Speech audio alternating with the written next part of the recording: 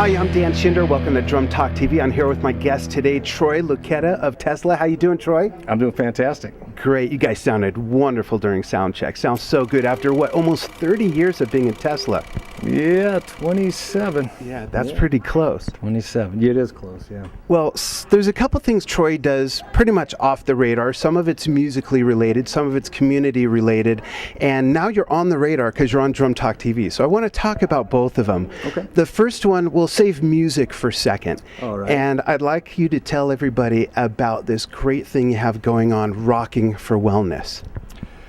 Rockingforwellness.org is basically a information site with, it's pretty much centralized around water, juicing, and plant-based foods. And basically how we need to look at ourselves and how we need to kind of start paying attention to what's going on out here because there's so much disease and sickness out there. So the idea is to have an information, essentially located where everybody can go and pretty much find everything they're looking for in the terms of wellness. Like an all-inclusive resource. It is, right? Yeah, and it's that I'm looking to do. There's going to be some blogging. There will hopefully be a forum put together. It's really new to myself as well. I've just been around a lot of family, friends, and people. Just having a lot of rough times. And with that being said, and looking at the statistics, statistically speaking, we're looking at, the numbers are pretty hard when you look at what's really going on out there. And, we don't want to focus on disease, but we're talking about disease, and but we're focusing on the wellness side of things. So, anyway, that's pretty much it in a nutshell. And I would just say pretty much stay tuned because we are a work in progress. Right. And there's a lot of wonderful information on the site. We're going to be doing a lot of sponsorships. We're going to be taking on people. We're going to be raising lots of money. I plan on bringing this thing into arenas next year and 3 to 5 year stadiums.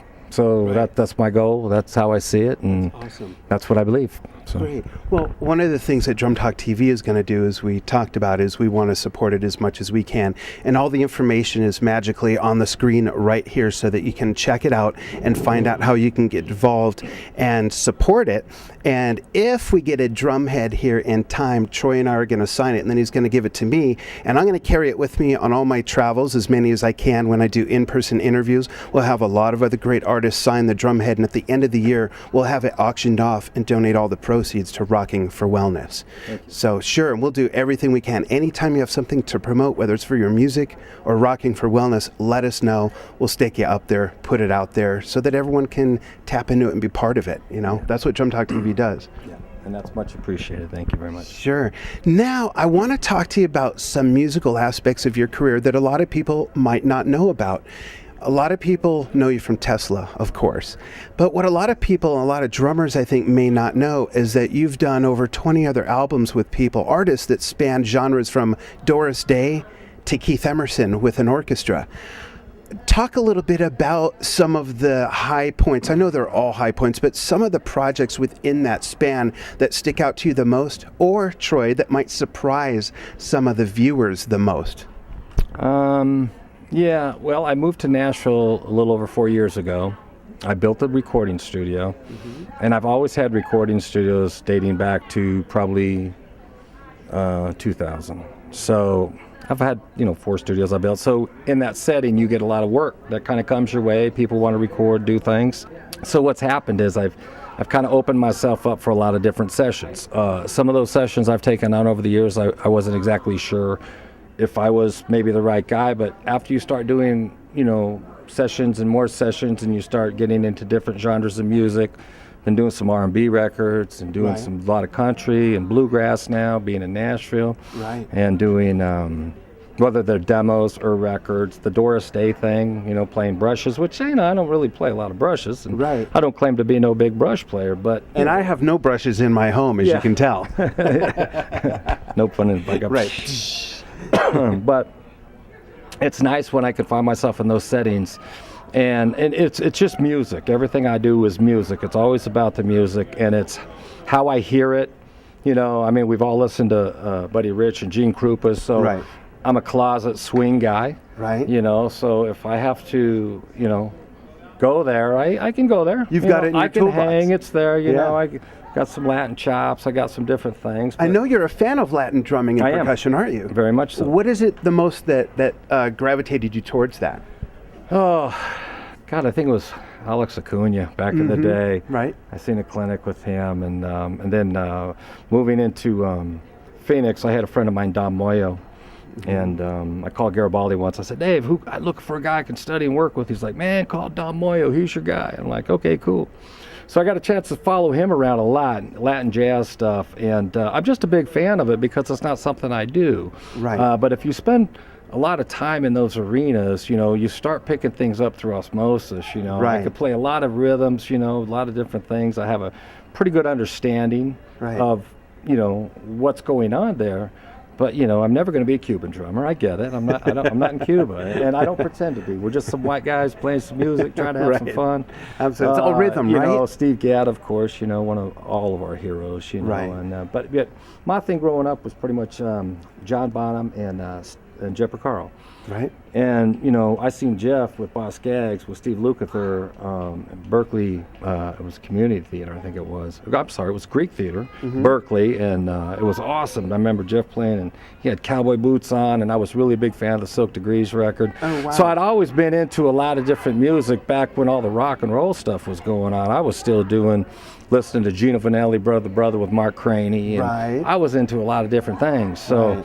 and I always wanted to be versatile in my playing. So I think just listening to a lot of different styles of music, being a fan of drums, being a fan of all the drummers out there, and then when a situation comes up to playing a musical situation, it's just like, it's just music. How's the music speaking to me? How am I going to approach it? Right. So anyway, I guess I've done enough of my homework to set myself up for the Doris Day thing. That was through a friend of mine.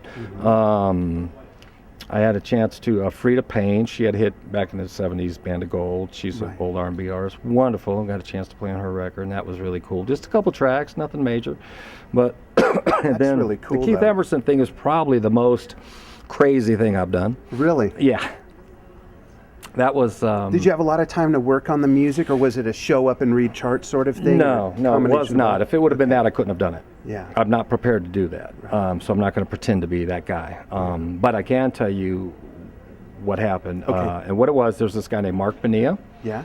I've done his early solo records, and Mark's done a lot of film and TV. And Right. he's been working with Keith for the last, you know, I don't know, many, many years. They've been working together, and he's been the music director, produced the last few Keith records. And Greg Bissonette had done the record, Tony Pia. Right. I don't know if you know Tony, Yeah. but wonderful, wonderful drummer, great guy, all those guys. And Tony had went on to join Doobie Brothers. Oh. And so that spot opened up, and he couldn't go. He probably would have done it. I'm sure he would have done it. Or Bissonette, Greg, you know, he probably... Right. I don't know what happened within how it opened up, but it was one of those things where Mark just called me up, and he said, hey, I want you to, you know, come and do this Emerson It was in thing with me. Berlin, right? No, we started in Mongolia. Oh, okay. Wow. And it was a live, yes, philharmonic 70-piece orchestra, playing some Mark's music, some EOP music, and Wow. some other music. And it was one of those situations where I actually, for that situation, I didn't have a lot of time to prep, because what happened was I got the call. I said, Mark, are you sure? He goes, yes, I'm sure. I'm like, okay. And I hung up the phone, and I remember thinking to myself, what did I just get myself into? Because I really did not feel I was cut out for that thing. So I'm not going to, pretend. But I was aware of what was going on. I knew what was happening. And I thought, man, I'd love to do it. And I said yes, and now I'm doing it. And Right. so it was weeks later, he called me back, and and I started listening. I talked to Tony. He sent me the charts and started looking at the music and everything. It's basically all classical music is what it is. Yeah, absolutely. And so, you know, I'm paying attention. I'm listening, checking out the charts and looking over things. And I could read a little, you know, enough to see what's happening and play and write and, you know, the basics. And so a couple weeks into it, he calls up and he says, oh, man, I got some bad news. I'm like, well, what's the bad news? He says, budget. He says, you and Travis can't come. Travis is a bass player, Travis Davis. And I'm like, wow, okay, well, hey, Mark, it's all good, man. I'm a real strong faith guy, so whatever happens and coming my way, Yeah. it's not mine anyway. Right. It's his. Yeah. So that's where I'm at. So when I hung up the phone, I was like, whew, that was close. Almost had to do it, So I was relieved at that point. I'm like, thank you, Lord, Yeah. Got out of that one. Oh, I'm telling you. And so check this out. It gets better. So I guess 3-4 weeks later, he calls me. He's in China. And they were going to use whoever they had. They're their guys. And he says, it ain't working out. You need to get here like next week. Oh. Now, I'm how like, much time went through again? Weeks? I had 1 week to prepare for that situation. But we weren't doing Tarkus, which is on the record, which we'll talk about in a minute. Absolutely. And I didn't even know at that point I was going to Munich, Germany with that. So I'm just in a live situation. And, so anyway, I just, instead of freak out mode, I just kind of buckled down and started going over the music and, jumped on a plane, and we ended up in Mongolia and grabbed a little kit, walked into a theater with the orchestra on stage, and conductor was there. And I mean, it was literally just like this. Really? You had the orchestra on stage. He was conductor's right here, full grand piano, and I dragged my drums. I set them up on the side of the stage. And I remember, the conductor Teddy A had stopped the orchestra and introduced the band. And he was waiting for us to set up so we could do like a rehearsal. Right. And we're just getting into town, setting drums up, and I'm thinking, I don't know what we're doing. I'm just hanging out. And I remember I just sat my drums and I just walked around. I wasn't even 10 minutes on the stage. And as I walked around and I sat on my kit to just rearrange things, I looked up at him and he was looking at me and he says, "Are you ready?" I'm like, he's like, "Are you ready?" And I'm like, yeah. Why not? What can you do, right? Let's go. Yeah. So we did a rehearsal. Right. It was fine. It's all good. Second day, number 2, shows the third day. Rehearsal number 2 goes really good. Towards the end of the rehearsal, my whole problem was I don't know what any of this stuff is. He looked like Bugs Bunny to me. I was like, it was one of those moments. And so at any rate, I was figured he's going to follow you, right? I mean, you're the drummer. That's the thing about it is I'm like, Mark, I says, are you sure the conductor's going to follow me? Oh, yeah, the conductor's going to follow you. Trust me, the conductor wasn't following me. Mark, it didn't work out that way. We'll talk about it later. So I'm sitting there and I'm trying to follow him, and I'm not getting the fact that this, to me, I'm thinking downbeat. Right. Boom. It's. So I'm going here, boom, and he's boom. Right. It's on the right. They call it on point. Yeah. They don't play on point. I learned these things in the hot seat. So anyway, I was missing some cues and a few things, and it wasn't going really well for me. And he was very sweet. Looks at me, he's like, just relax, watch me. I'm like thinking to myself, I'm watching you, but as I'm watching, I'm like, one of those moments like, don't know what I'm watching, right? I'm hoping for, just get close, Right. But anyway, as it would turn out, last cue I miss, he decides, he doesn't even look at me. Right when we get done, I miss the last cue, and I'm looking at him, stops, we're speaking Mongolian, German, and everything else, and I'm like, I don't know what they're saying. They stop. The orchestra gets up and leaves. It was at the end of the day, and I'm sitting on the stage by myself, looking at him. Everybody gets up and just packs up. Not a word. He doesn't even look at me. Walks off the stage. Wow. And I'm like, that must have been a bit unnerving, right? Well, this is where it gets really good. This is where the nerves start coming in, and you're like, what am I doing here? How did I get myself into this thing? Right. So anyway, we're driving back to the hotel, the 4 of us, me, Mark, Travis, and Teddy A, the conductor. We're in the car. We're driving back to the hotel, 20 minutes, total silence. Not a word. I'm in the car just thinking like, I know I missed a cue, but can we What's with the silent treatment? Exactly. Can we leave talk sports or something? Nothing's being said. So we get to the hotel, and we walk in, and Teddy says, let's have dinner in 10 minutes. We'll meet back down here. I'm like, okay. So I go up, and, I got 10 minutes to turn the music on, listen to it, and what happened, Right. And I'm listening. I'm like, I know the music. I just can't follow this guy. I don't get this thing yet that he's doing, And so we sit, and we're having dinner. And he looks at me, and he says, Troy, So I look at him, and he's like right about where you are, and he's like, have you ever? He goes, just picture yourself driving into an intersection, oncoming traffic. You know, you're driving into the intersection. Here comes the traffic.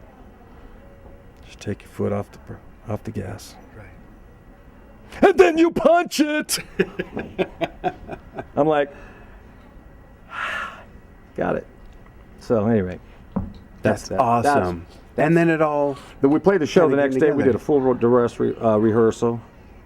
All good. Went great. Played the show. All good. That's awesome. What a great way to not only break the ice, but just sort of give you an analogy and a metaphor that just made sense to you. The light bulb went Well, on. you know, I wanted to play with the orchestra. Playing on stage with the orchestra was completely different than recording in Munich, which we in the booth. Right. So on stage, I had to play dynamically. I didn't want to blow anybody out, so Right. play with them, and that was all good.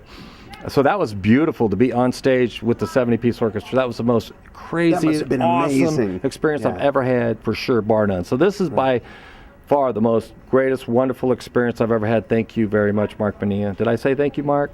Thank you, Mark. Love you. That's really cool. I got two more questions, if you don't mind. Sure. The first is, when you're on tour with Tesla, like you are now, Mm-hmm. what two songs do you look forward to playing the most in the set that just really do it for you?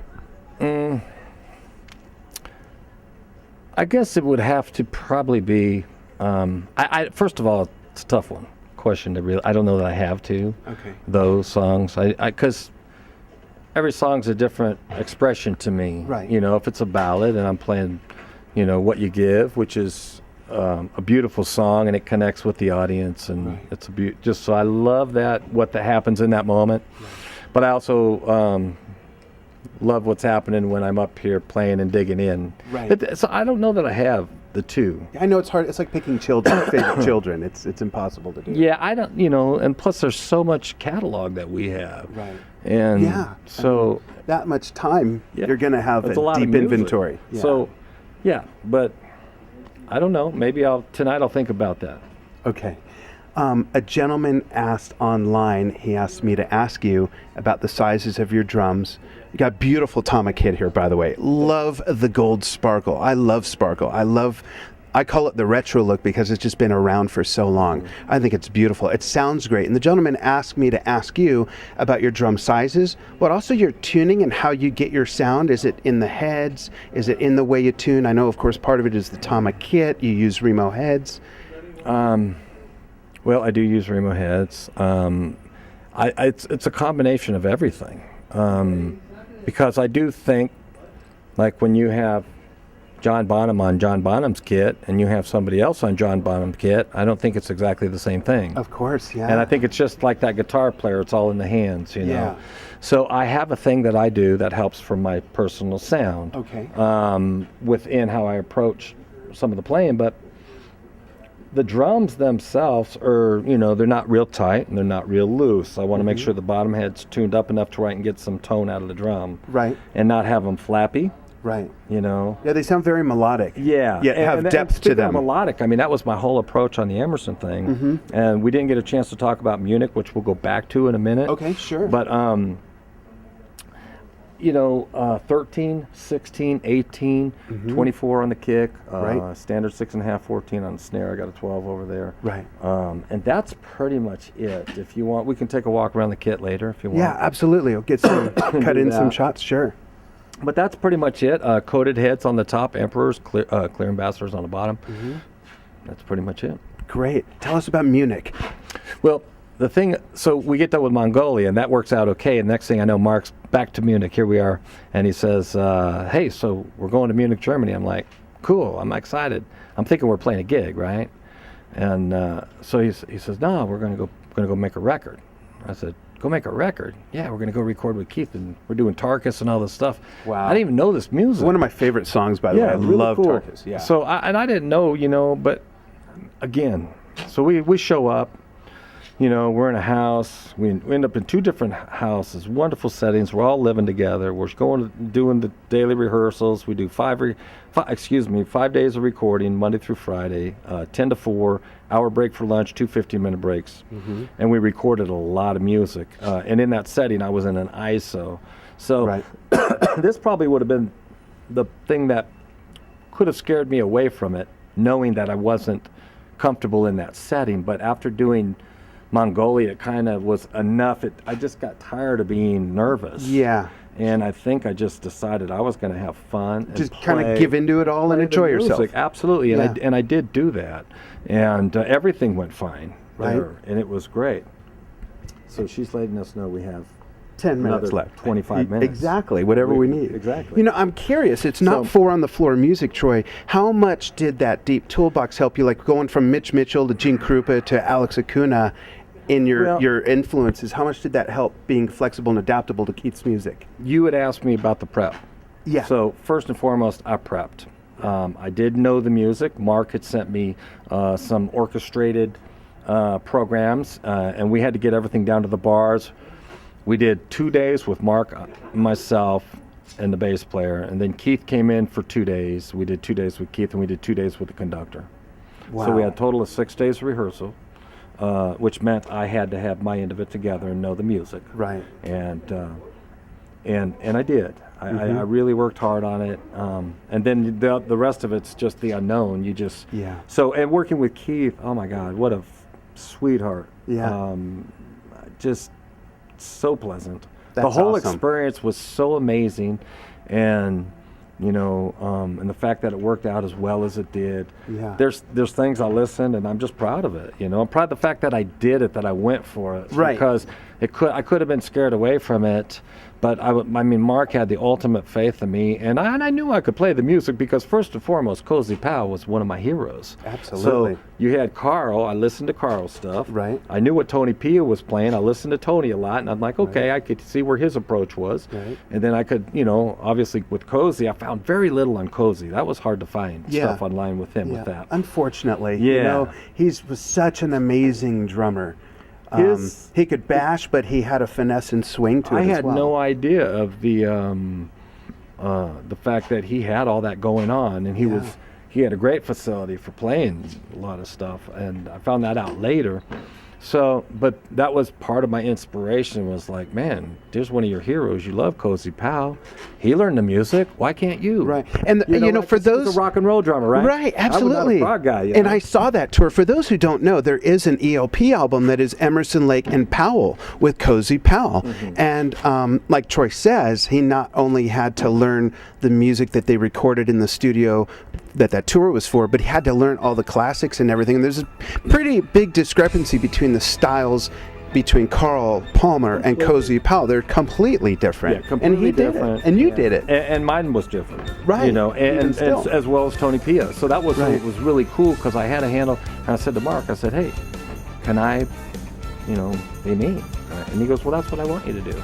That's great. Like, That's why you were called to begin with. Like, oh, okay, cool. Yeah. So anyway, Awesome. yeah, everything was in the first or second take because you can't get any more than that. Really. Yeah. You got to get it. You can't waste anybody's time. Right. And I knew that going into it, so I just stayed away from all the pressure cooker stuff. I was like, you know what? And it was fine. That's great. I watch the orchestra warm up. I do this, I do that. And That's great. so anyway, it's something to check out, Three Fates Project. Yeah, absolutely. We'll drop some of that in right now. Drum stool and take a look with your camera and look at my view, All right. so you can get a better picture. There you go. Well, that's what you see of these guys.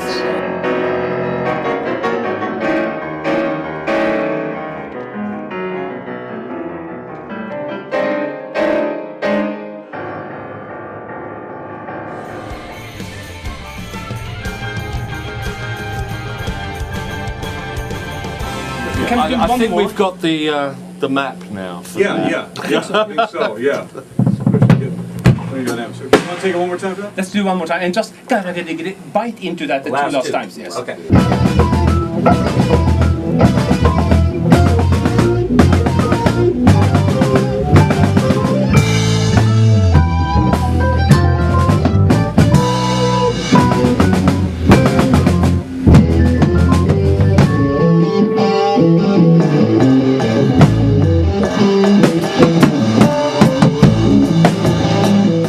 So there's a little taste of something totally out of the box that you did.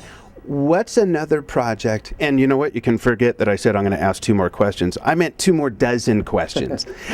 What's another project, Troy, that sticks out that might surprise the audience? That's something that the drummer for Tesla had something to do with. There's a guy out of Nashville by the name of JakeClayton.com, Clayton, Jake Clayton.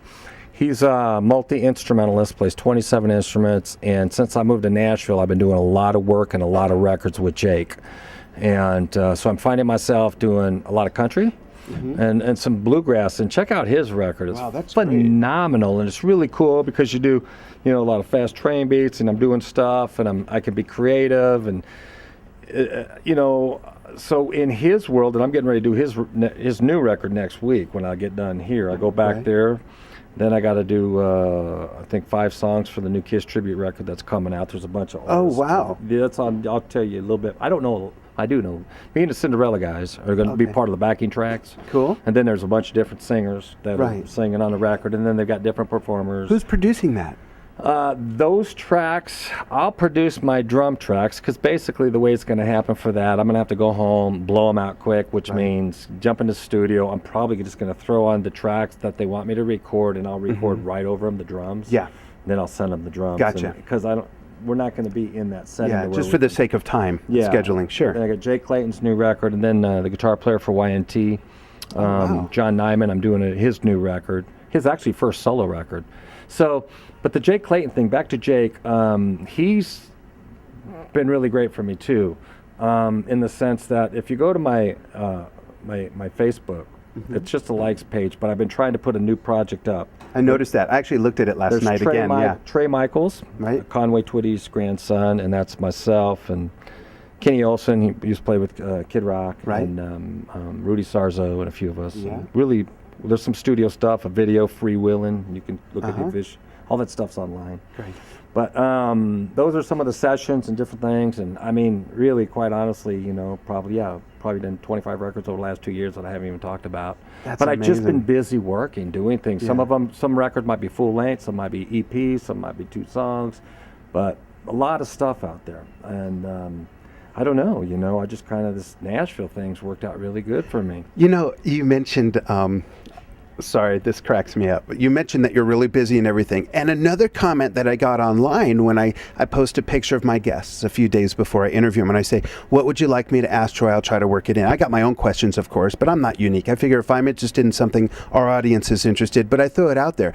Another guy who didn't have a question said, wow, Troy really looks good. He's aged well. Now, he doesn't mean you're old, and I see that because we're about the same age. But I think really what is in that is that you have been around for a while. And you know what? Honestly, I was even telling my wife this earlier, who's here, is that you look even in better shape than when we met up in January. So my question is, what do you do to take care of yourself when you are so busy and you're back and forth from West Coast to Nashville and you're on tour and all these things? What do you do to take care of yourself? And I know you got a special anniversary coming up in July, if you want to talk about that. I'd love to talk about all of it. Quite honestly, I don't sleep. I sleep 5-6 hours a night. I'm a workaholic. I work 24/7 at everything I do. Rocking for Wellness is taking most of my time now. All these records and projects and things that I'm doing, going back and forth. I just say yes, and I show up and I do it. My health is in not bad shape. I have made some seriously great changes. In my fridge, I have like coconut water. I have almond milk. I try to do cereals, fruit, bananas. So that's changed. And I'm a junk food junkie. I eat everything, anything. And I still eat crap here and there. So I'm not going to pretend that since I have this whole thing going on, I'm just out here getting it right. I'm a work in progress too. Yeah, it's a long learning curve and adjustment to change habits like that. My lifestyle, the 4th of July, I will be 20 years clean and sober. That's awesome. What an Independence Day that is, a Freedom Day. It is my Freedom Day. I had my last drink the 3rd. Right. And, so here it is. 20 years ago. Yeah, 93. That's great. Here it is. I'm very, I would have nothing without it. I know that. So here I am. I'm a grandfather. I got my grandson. Was that your grandson earlier? And where? Here? No, that was Jeff's That son. was Jeff's son? Yeah, Oh, our how singer, cute. Jeff. Yeah. On Beautiful. RockingForWellness.org, you will see my grandson. He's at the bottom of the page. Okay, and my I've seen daughter him. Yep. At the bottom. And, I'm at a place where I want to do family, as much of it as I can, enjoy Yeah. the kids, enjoy my life a little bit. I try to live in the moment, stay in the day. Right. I've never done that my whole life. I'm always into what I'm doing, getting ready to do and all that stuff. Yeah. You're living in the present a little bit more, would you say? Yeah, and I'm staying extremely spiritually connected and putting that first and foremost in front of everything, so I can do what I'm doing. Right.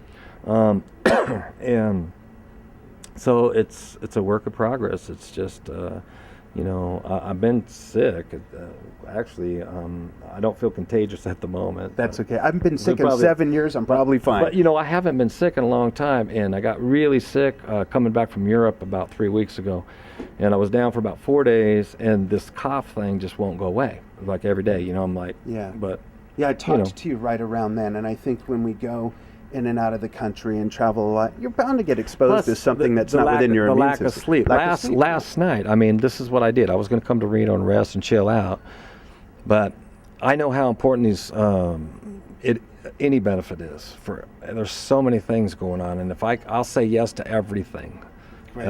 Absolutely, 100%. I will give as much as I can. So some buddies of mine had benefit last night, the group Babylon AD and a group called The Flame, and they got back together, and the guitar player Ron Fresky, it was his ex-wife, I think she died of breast cancer, and they had a big thing last night, so that was a few hundred miles from here, and I just said, no, I'm not going to Reno, I'm going to go over there. I got a guitar signed from Buck Cherry, and I had to test the guitar, and I just go up, show, play, whatever, hang out, Right. So I got out of there at 1 o'clock this morning. Right. And then I was up at 7, and I had to drive home, and I still had to get up and drive here for 4.5 hours. Right. Yeah. So it's all fine. Whatever it is. I go on. That's at 8, really cool. I go on at 8 o'clock. It's not that big a deal. I'm going to play 90 minutes. This isn't rocket science. Right. I have fun. I don't take none of it that serious to where I'm not sucking the life out of it. I love playing drums, and I could do 24/7, and I could just do that. But it ain't about me anymore. I did 5 years in a row with Alice's show. Yeah. And last time I talked to Alice, I've been involved with a lot of benefits. The stationfamilyfund.org, which is no longer, which is the Great White Tragedy, 100 people died in a club. Right. I put actually two benefits together. The second one was the 5th year anniversary. The first one was Tesla and the group Shinedown. We did a 3,300 seat sold out room, and we raised about $100,000. It was a really successful event. Awesome. The second event was at the Providence Dunkin' Donuts Center. A lot of that stuff's online. VH1 came out and filmed it. It was a lot of work. I've spent probably 6 months working, and I seen God in action for me, because I really watching a show like that come together. Yeah. And I was the promoter. Yeah. What do I know about promoting? Right. Not a lot. Just some guy had an idea. Let's Yeah, get you some had people the together. vision. Yeah. Yeah. But it's interesting. You start calling people like, yeah, sure, I'll come. Next thing I'm in an arena. Right. And we raised $600,000. Wow, that's awesome. Point being, I have seen so much happen around these things, and just how influential we all be. Yeah. And a lot of people, what I'm finding out is they want to be involved, they want to help out. Sometimes they don't know how. So I tell people, hey, a signature, if you just sign something, you become a sponsor. And just like that, we've got a drum head. So why don't we both sign it? And we can use this. I'll collect as many signatures as I can this year. Okay. And this is going to go to Rocking for Wellness.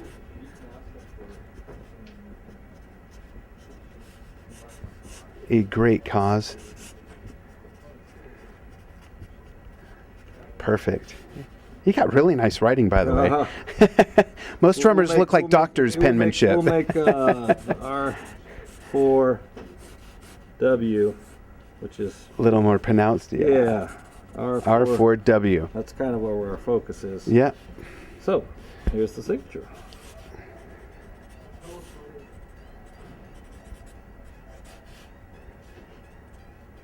Nice. I'll let you hold this. I'll sign it real There quick we go. as well. We'll trade. And I'll be the second signature. I'll sign it real small so it can fit in your room. Oh. Yeah, give us some beatbox. I'm not much beatbox. There you go.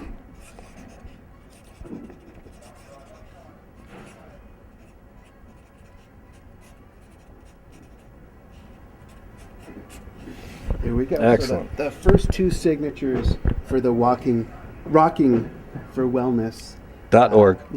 .org benefit drumhead. There we go. The very first one. All right. So we'll do a quick tour of the kit, Okay. and then we'll sign off. Basically, I don't know. As far as I got a double pedal on here, and I'm not like a big giant double bass guy. Right. But I have a double pedal just in case I have to just play some standard stuff. Right. Work it into fills Yeah. and some trot beats. Hi-hat. I got a little remote over here. The tambourine. Little 12-inch snare. A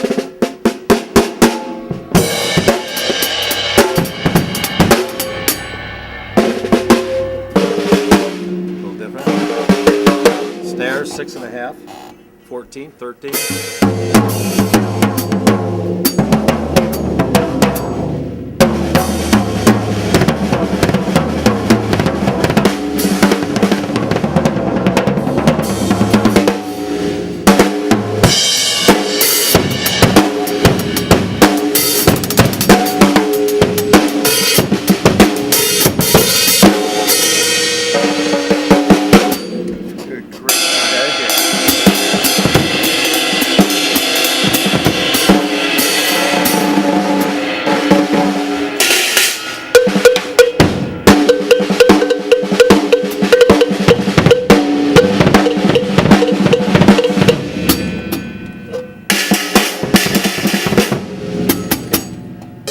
Days. Great.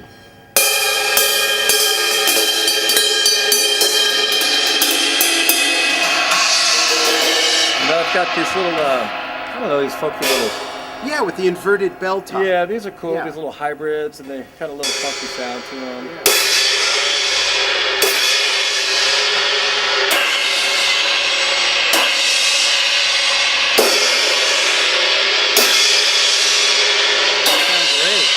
Yeah. So really pretty simple, 24, 13, 16, 18.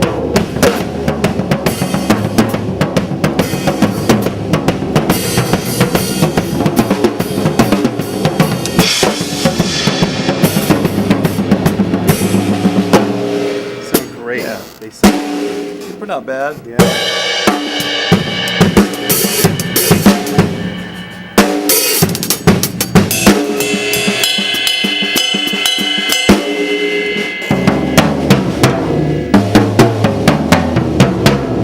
I like that. They It sound seems, great. a lot of low wind. Yeah. Very melodic too. Yeah. Very melodic. Pretty much that's it. Awesome. Great. You know. Thanks for joining us, everybody. Troy, thank you so much for coming on Drum Talk TV. Thank you so Really much appreciate for it. having me. Oh, anytime. And you're always welcome to come back. Anytime you have something to promote, let us know so we can put it out there Well, I think all over the place for I've you. decided, like, I got a dear friend of mine, Rich Redmond, plays with Jason Yeah. Dean, and another country friend that has been pushing me to kind of push myself a little bit to get out there, do some things. I don't have a website up, so I don't talk about anything what's going on there, and I haven't had a Facebook. So just about 3 or 4 months ago, his friend helped me, Chris Cohen, Right.